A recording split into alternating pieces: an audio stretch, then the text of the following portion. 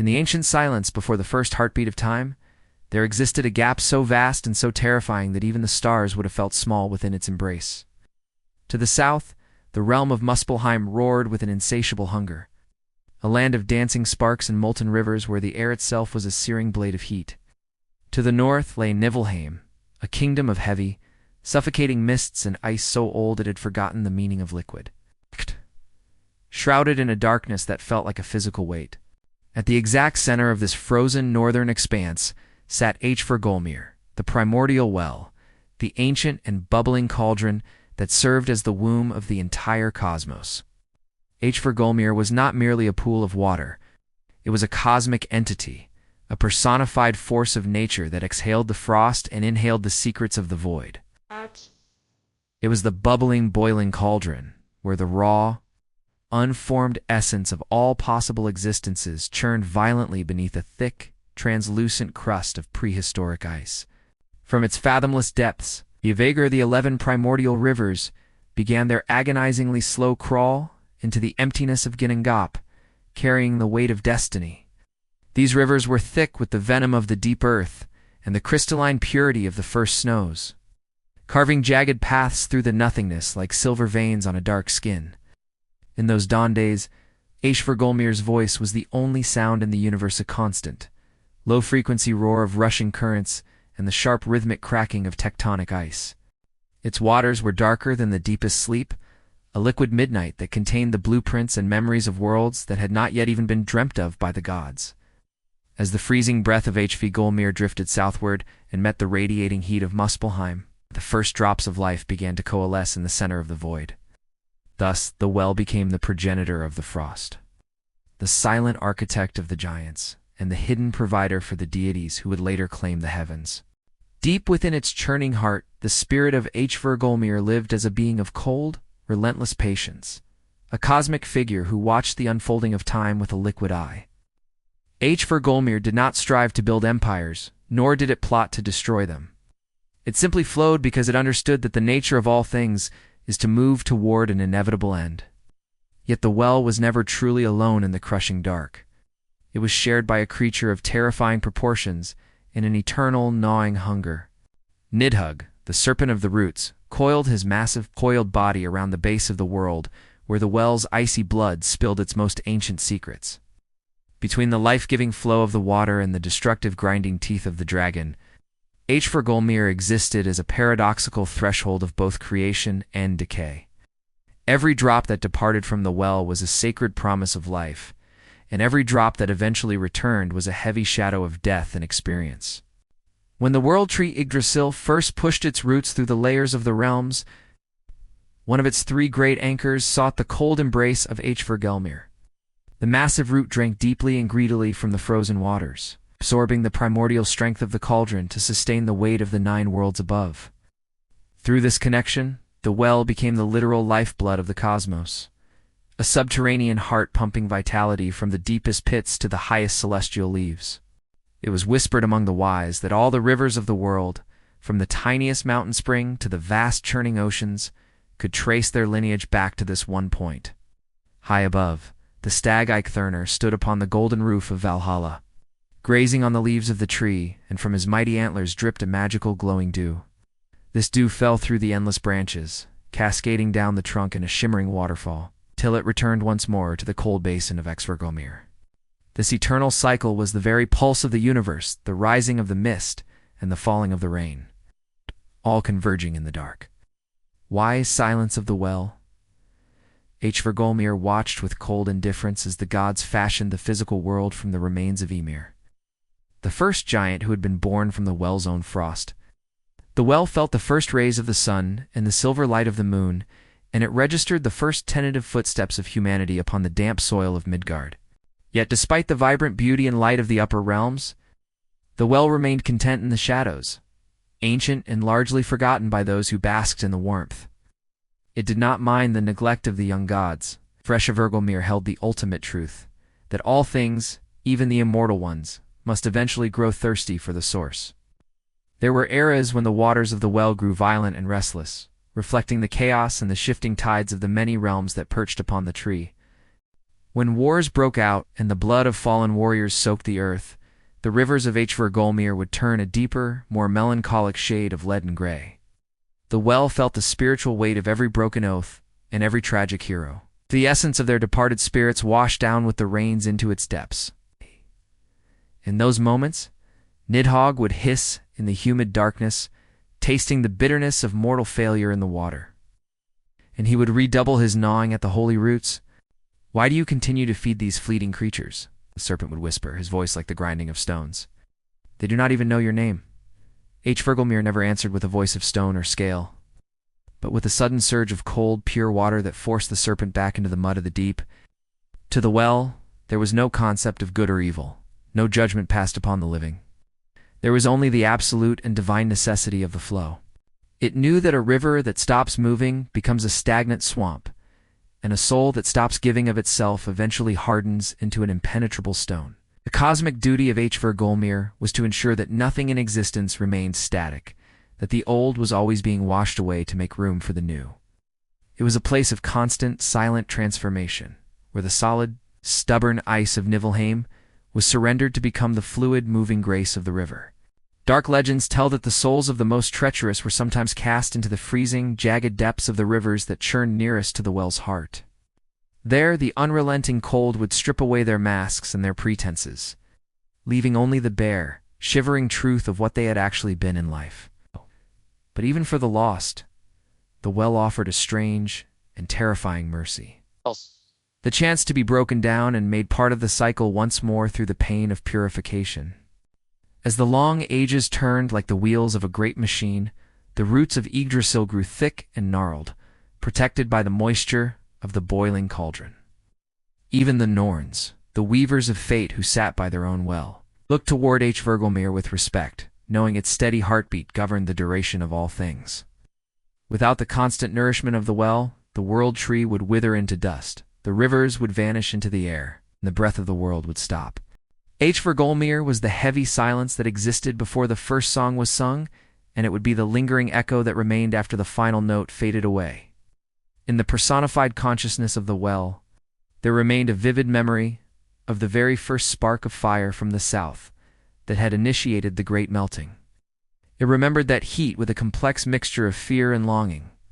For fire was the only force that could truly alter the well's fundamental icy nature. One day, the ancient prophecies whispered, the heat of the south would return in a tide of fire so great that even the waters of Hvergelmir could not cool the world. Until that day, the well remained the silent, stoic observer, the cosmic figure who held the blueprints of every river and every tear in its liquid depths. Spirits and travelers of the astral paths, seeking the forbidden wisdom of the start, would sometimes find their way to the edge of the boiling cauldron's mist. They would stand in awe as the steam rose like 1,000 ghosts and hear the terrifying roar of 1,000 waterfalls crashing into a single, unified basin. Few ever dared to reach down and drink, for the water of Hvergelmir was too heavy, saturated with the crushing weight of the absolute beginning of time. To drink from the well was to remember the void of Ginnungagap, a memory so vast that it could shatter a mortal mind that was not prepared for the emptiness. But for the few who understood the rhythm of the cauldron, it provided a clarity of purpose that the bright sun of the upper world could never hope to offer. It taught the seeker that true strength is not found in the mountain that stands defiant and still, but in the water that patiently finds a way through it. It taught that every ending, no matter how tragic or final it may seem, is merely the water returning to the source to be cleaned and reborn. The well was the ultimate teacher of patience. Having watched the slow, agonizing grind of the glaciers across the face of the world for countless millennia, it saw the spectacular rise and the inevitable fall of divine kingdoms as mere ripples upon its surface, disappearing in a single blink of its cosmic eye. As the end of the current age approached, Nidhogg grew more frantic and impatient, his teeth breaking against the iron-hard fibers of the world's sustaining roots. Hvergelmir responded by bubbling more fiercely, the heat of the gathering cosmic tension beginning to simmer and steam within its ancient stone-like basin. The 11 primordial rivers began to overflow their banks, and the ice of Niflheim began to crack with the sound of a god screaming in the dark. Well sensed that the time of the great flood was drawing near, the specific moment when the rivers would rise up to reclaim the borrowed earth. This was the pivotal moment for the spirit of Hvergelmir, the transition from the gentle nourisher to the violent and necessary cleanser of the universe. It would not be an act of hatred, but an act of sacred destiny, the natural and required conclusion of the cycle it had set into motion within the void. As the shadows of Ragnarok began to stretch across the 9 realms, the clear waters of the well turned as black as the ink of a dying star.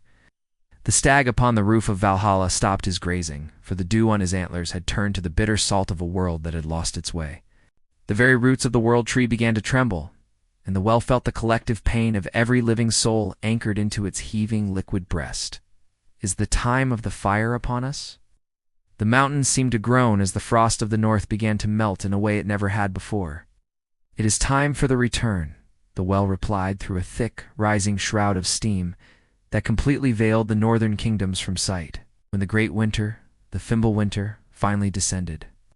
Hvergelmir was the only place in all the realms that did not freeze into a static, dead block.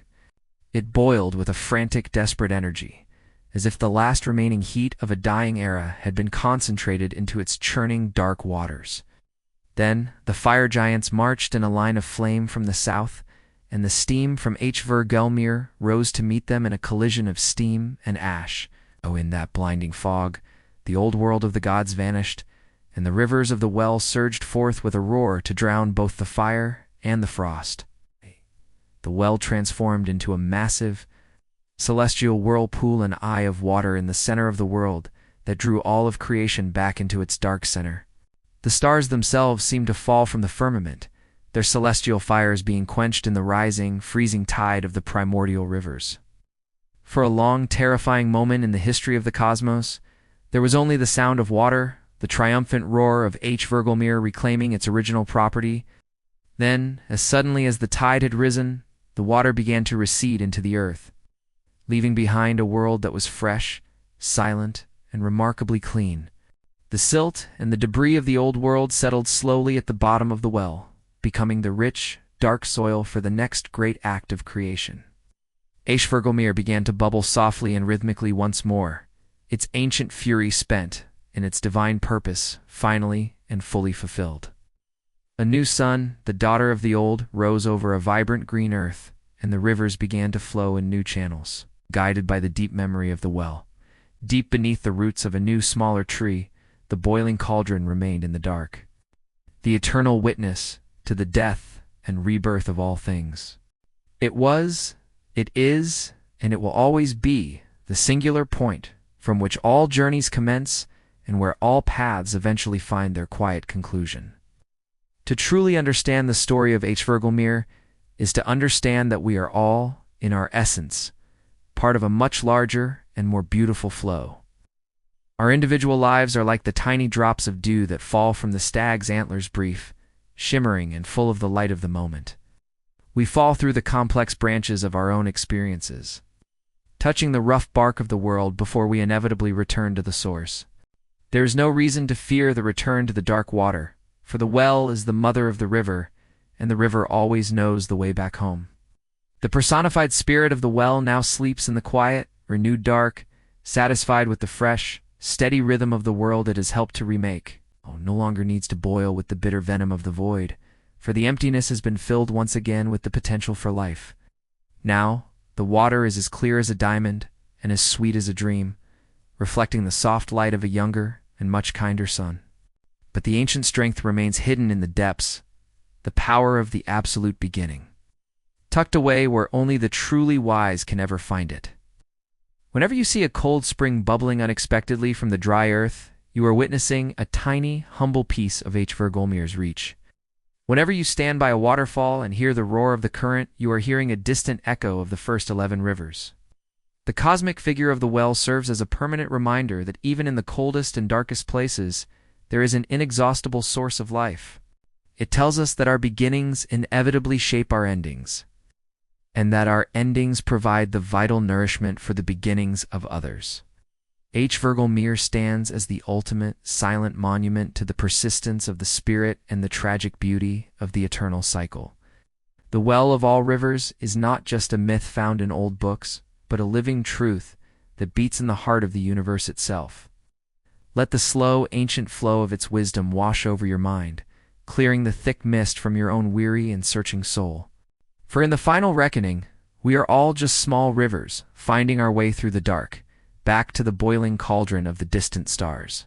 If this journey into the depths of the cosmic well has stirred your spirit, please comment, like, share, and subscribe to Storycraft Studio for more journeys into the heart of myth and legend.